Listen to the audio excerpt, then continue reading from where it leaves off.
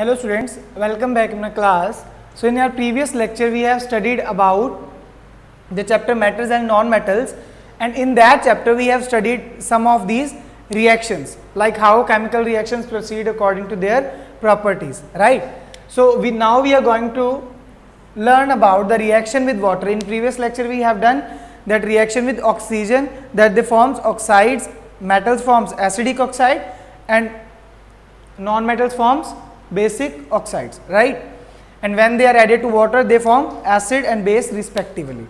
Okay, so now in first what we will have, we have reactions with water. So metals reacting with water giving you oxide or hydroxide with the addition of hydrogen, and even sometimes it also gives heat.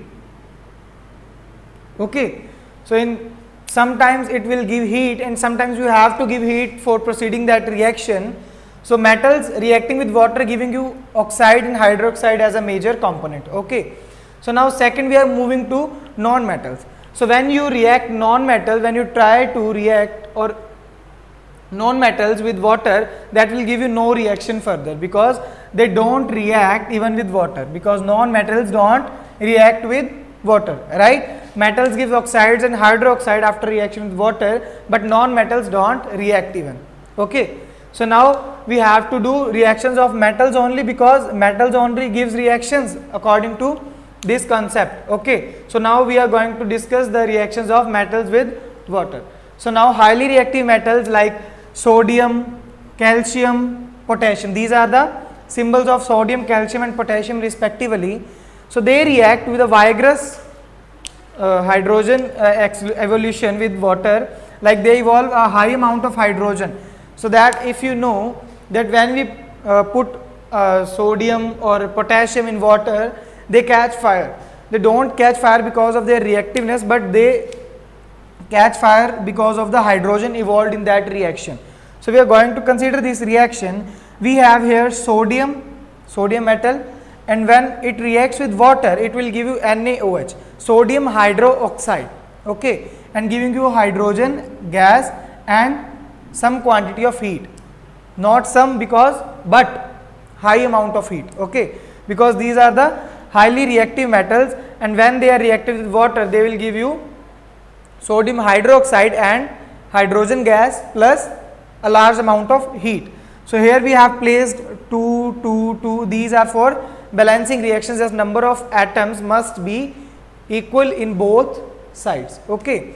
So now moving to our next reaction, which is reaction of magnesium with water, because magnesium is a quite less reactive than these other metals like sodium, calcium and potassium. So what we are going to do, we are going to react magnesium with water.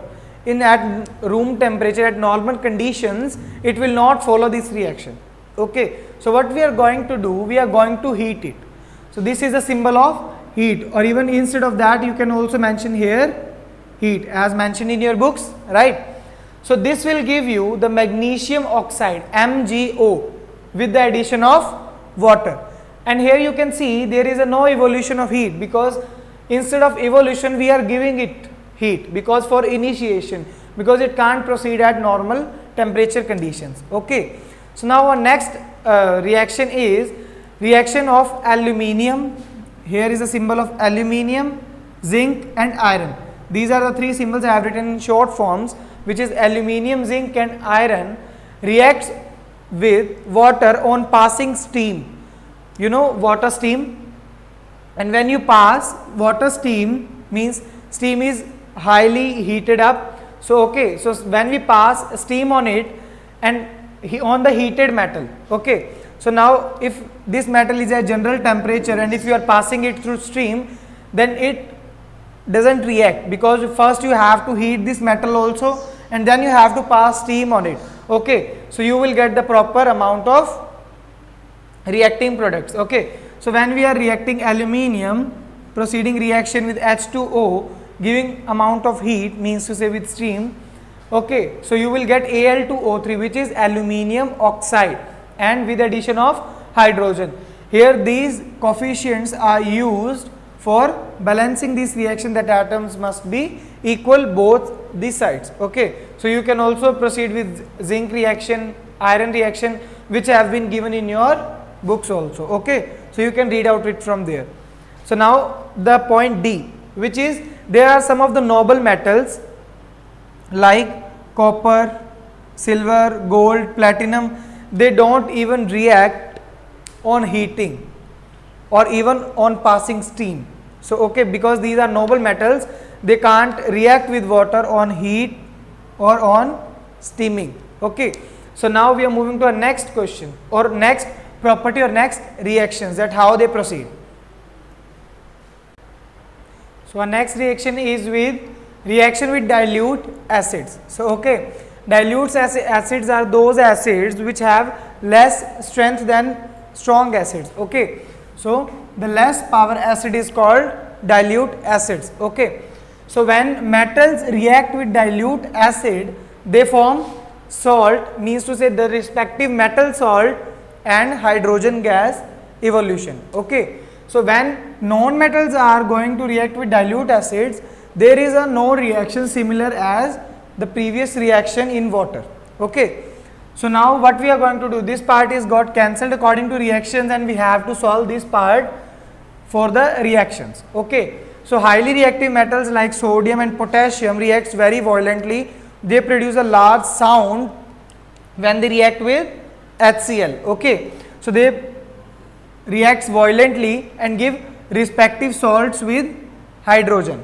Okay, for example, you can see sodium. Sodium when reacting with hydrochloric acid, means to say HCl, dilute HCl, what will it gives you? It will give you NaCl, means to say the salt of the respective metal, right? NaCl, where Na is a positive charged and this is a negative charged ions. Okay, so generally it will counterbalance each other and form a salt, and salt name is NaCl, the respective metal salt. Okay, and giving you evolution of hydrogen gas. So now moving to the less reactive metals like magnesium, symbol Mg, aluminium, symbol Al, and iron for symbol Fe. Okay, so when these metals are going to react with HCl or dilute HCl, hydrochloric acid, it will moderately reacts, means to say it will not violently react as the previous highest reactive metals. They react moderately, means to say easily, smoothly. Okay, so when magnesium reacts with dilute HCl, it will give you the same magnesium salt. Okay, so MgCl2 magnesium chloride it has given you, and with the evolution of hydrogen gas. Okay, so moving to our next, which is we have considered that noble metals like silver, gold and copper which have tendency to resist, so it will give you no reaction when they react with dilute HCl. It will provide you nothing. Okay, because there is no reaction taking place. So now one your common point for your basic household things, that never keep your curd, juice and pickles in utensils like copper. Okay, because they consist of acids, like curd is also consist of an acid, juice is also consist of an acid, and pickles are also consist of an acid. So when you place it in the copper jar or any other jar, they are going to react and giving you a poisonous substance. So can't place or never place your any acidic substance, curd, juice or pickles like in a copper vessel. Okay, so this is your chapter for till dilute acids. So in next lecture we are going to study some more reactions. So thank you, stay safe, stay home.